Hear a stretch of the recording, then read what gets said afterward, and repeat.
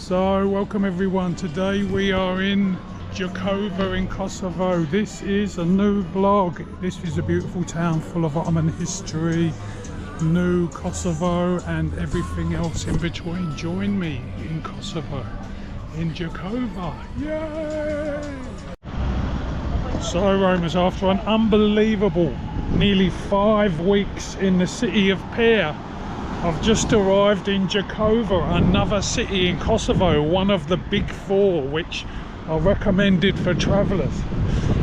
5 weeks in Pear, I can't believe it. So anyway, what do I expect of this place? There's some things to see, obviously. There's a few highlights, there's parks, there's big cityness. I don't know what to expect, but I'm going to make the most of it. This is Gjakova, Kosovo. No, I remember what it is now. There's an old town here, there's a bazaar, there's some walks to do, there's this, that and the other. So I've booked, I think, 5 nights here. So let's get into it. Let's find this accommodation. Kula Dula guest house, here we come. Well, it's definitely a big city, we know that much. All manner of shops and malls and shopping precinct parks and etc. See that ceiling there? That is real Ottoman. Beautiful old guest house. It's all lovely stonework outside. 4-bedroom dorm, €13.50 a night. It's all original architecture, wood paneling. Beautiful bathroom, other rooms, etc. Bonus. So there's lots of churches here and there's lots of mosques. And the most noticeable thing is it is hot, because I don't think we're any lower elevation, but this is like the flatlands, and yeah, it's noticeably hotter here. So I'm having some pastry based Beric comfort food. But anyway, so we're about 10 miles from the Albanian border. Lots of Albanian people walking around, lots of patriotism. And the town's got a really kind of relaxed vibe, whereas Pear was a bit touristic. You know, it's all fridge magnets and all that kind of thing. This place is down to earth and pretty chill. Anyway, so I'm going to walk around, see some of the sites related to the old times, to the Ottomans, the old bridges, that kind of thing. See how we go. So this beautiful old bridge dates back to the Ottoman era. It's called Tabakëve Bridge, or the Tanner's Bridge, because it once crossed the river to the neighbourhood where the leather workers were. So it is beautiful. I've seen some people on Google Maps saying, oh no, don't, it's only a bridge, it's next to another bridge which works properly. But look, it's all undulating and stuff. It's cool. Tanner's Bridge. Mountains in the background. Beautiful Gjakova, mate. And so the river that this beautiful old bridge crosses is the Krena River. Have you ever seen a bridge with steps like this, up and down and up and down? It is the weirdest bridge, very unusual, and it's paved with these beautiful river stones. Well worth a look.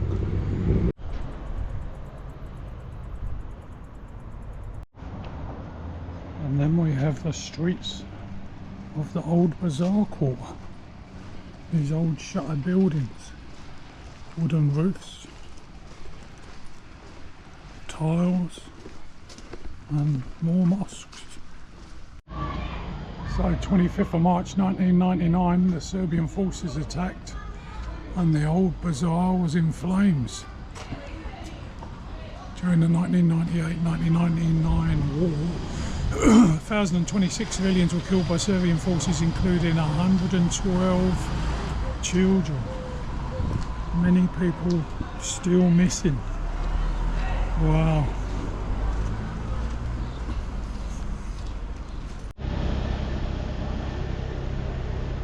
Very nice. Nice wide open streets. You often see the cobblestones, but to see these old style buildings, so many of them, it's fantastic. Regional Centre of Cultural Heritage, there you go. Well, it is definitely touristic, but in a different way. Culturally, not just naturally. It's not just about Gjakova and the gorge.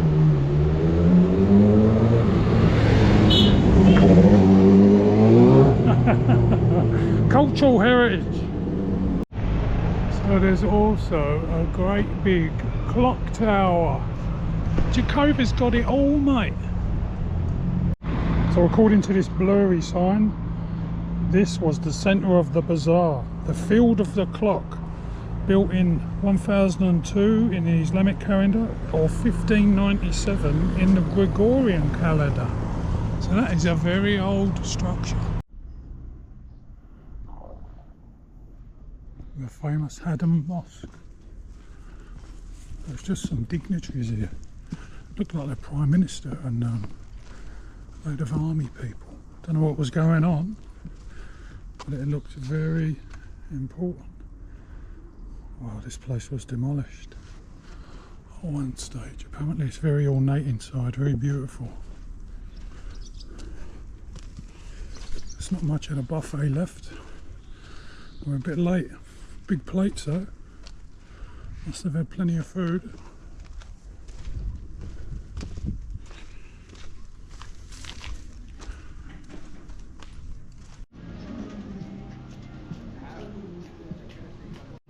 So day 2 Gjakova. Just give you another quick look at this old Ottoman place I'm staying in. Apparently it's a listed building, so they can't do too much to it structurally, but it's fantastic inside, all wood, etc. You know, lovely big courtyard and stuff. But anyway, so tonight England is playing Norway in the quarterfinals of the World Cup. Spain beat Belgium yesterday. Of course, I'm still involved. Anyway, I'm going to go to a walk to a local park called Shkugez. And as a lady was telling me, when the Serbians were in control here, people couldn't go to the park for 10 years. So as soon as I mentioned I was going to the park, you know, she rattled off a related story. And so, as they say in this part of the world, apparently, they don't want to forget what happened. Keeps them alive, keeps them fighting. Just like England's going to do tonight and smash the Norwegians. So I'm just 10 minutes out of town. It's very, very rural. Most of the shops around here are agricultural, hardware, tractor sales, tractor repairs, that kind of thing. Just want to show you the backdrop of the hills and the mountains and the Albanian border. It is absolutely beautiful. Lovely rural landscape, and of course cows. So if you want to get away from Gjakova city while you're here, this is 69 hectares of forest, considerable number of birds and animals which are widely found in the park: foxes, squirrels, hedgehogs, blackbirds, magpies, sparrows, wood pigeons, falcons, etc. The Shkugez Park has been placed under legal protection in the protected panorama category. Well, I never. Just go and check it out. So pine forest, quite a few restaurants in here. It's a bit unnatural, if you know what I mean. Like the sprawl and garbage around the restaurants is pretty significant. So I'm not sure where there's guided paths or nature paths dedicated away from the restaurants. Yeah, anyway, lots of playgrounds, you know, and that type of stuff to attract visitors and restaurant eaters.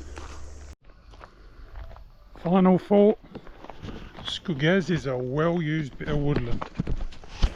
Unfortunately, people don't take their junk home with them, and if they have a crap, then they just leave their wet wipes on the path. So, and we're back at a restaurant on the road. Oh my god, I'm going. Just getting some bread.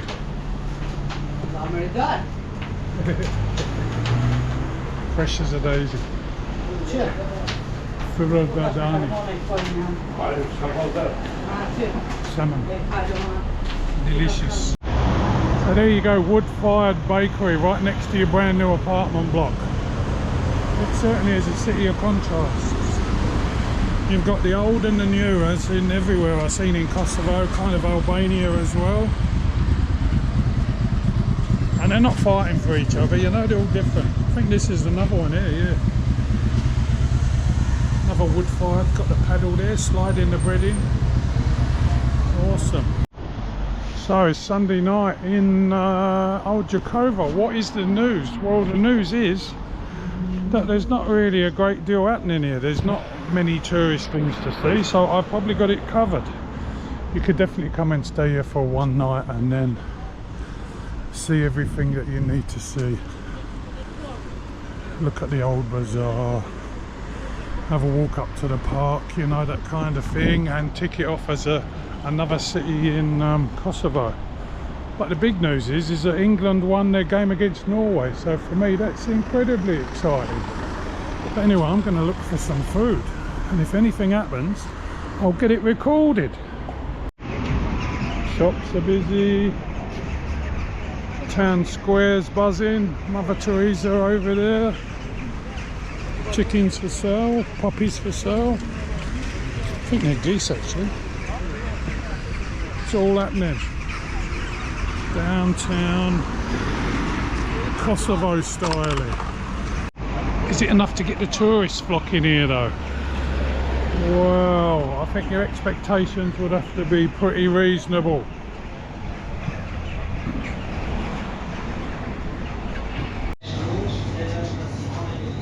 €4. Unbeatable value. €4 for a massive pizza. And olives. Unreal. So as you can guess, $4 for a large pizza. It is incredibly cheap to eat out in Kosovo. If you like kebabs and all that stuff, they're just like literally a couple of dollars, or a couple of euros rather. And you know, you could go to a good restaurant, have like a three-course meal for probably 10 to 15 euros. So it's unbeatable value, and it adds to that social structure, you know what I mean? Wonderful. Oh, building a nice new big soccer stadium here in Gjakova. That is the biggest piece of construction I've seen. Gonna be a beauty. Whoa. So another statue of George Castrioti Skanderberg, and another Skanderberg Square. Just checking out the buses for the onward journey. The bus station in Gjakova is very small, but it looks efficient. Everything's labelled. Cafes. Decent place. The only 2-minaret mosque in town, brand new. Anyway, I'm just going for a walk to Gjackova Park. It's a big retail park.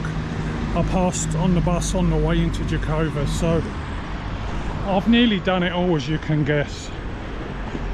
It's like day one, yeah, it's all happening. I'm seeing this, I'm seeing that, and then gradually you just start relaxing as you realise that, yeah, I've seen Gjakova in Kosovo.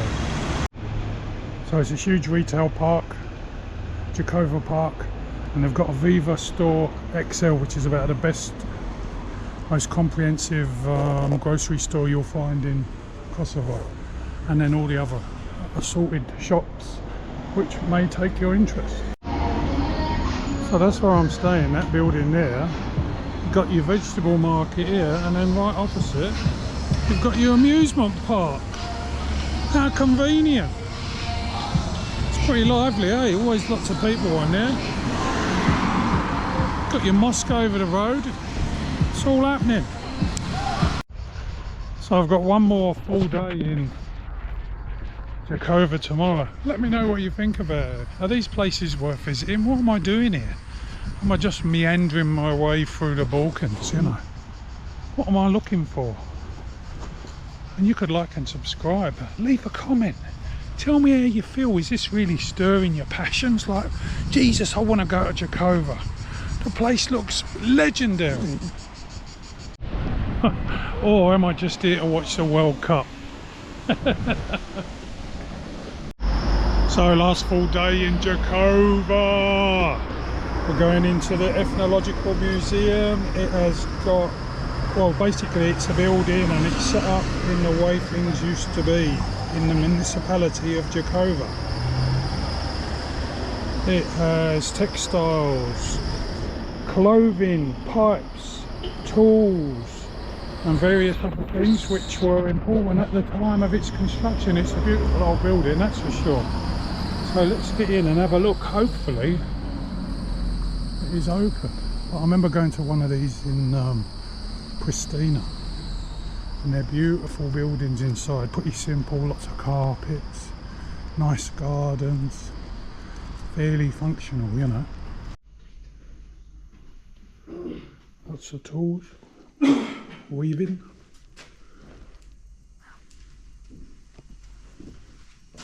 Awesome.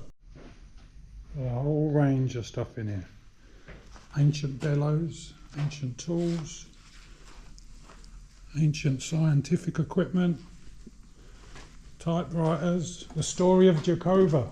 Yeah.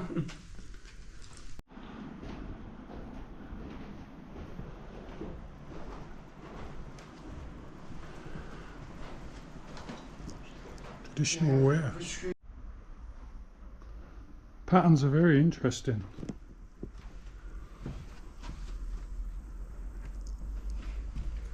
And traditional felt hat. As you get all that cool air coming in. A fire pit in the middle.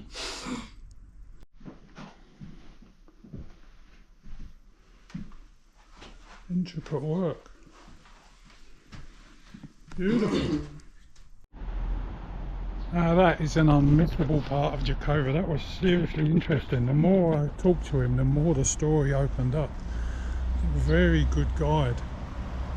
It's free entry and yeah, fascinating story. Really amazing. A glimpse into traditional life in Kosovo and Gjakova. Fantastic. So what else is there to do in Gjakova? Well, on a hot day like today, it's kind of like 32 degrees. The river walk is a good few kilometres along, and a lot of it is quite shady. It ain't the prettiest kind of place to walk along, you know, there's a little bit of garbage in the river and such, but it's still a nice way to get a bit of space and see the different architecture in the city, because a lot of the older architecture, older buildings are near the water source. So I recommend having a walk along the river if you get a chance in beautiful Gjakova. After going to somewhere like the Ethnographical Museum, you know, you get to appreciate it a bit more, all the subtleties of the architecture, the traditional bits and pieces that are all around you. It's really fascinating in a relaxed way. But like any place you visit, it has to come to an end. This is my last full day here today. Spain playing France tonight, semi-final of the World Cup. I had to get it in there, didn't I? I had to mention the World Cup, but such is life. There's always many stories progressing at the same time. And Gjakova feels like the side trip, whereas the World Cup is the main story. But such is life. Anyway, I think I might end the vlog here in beautiful old town Gjakova. And yeah, I highly recommend a visit here. You probably only need a couple of days. If you arrived in the early morning, you would need 2 full days to see it, enjoy yourself in a relaxed fashion, have a couple of nice meals, see everything you want to see, and have a thoroughly interesting time in old world Kosovo. I hope you've enjoyed the vlog. I'll see you in the next one.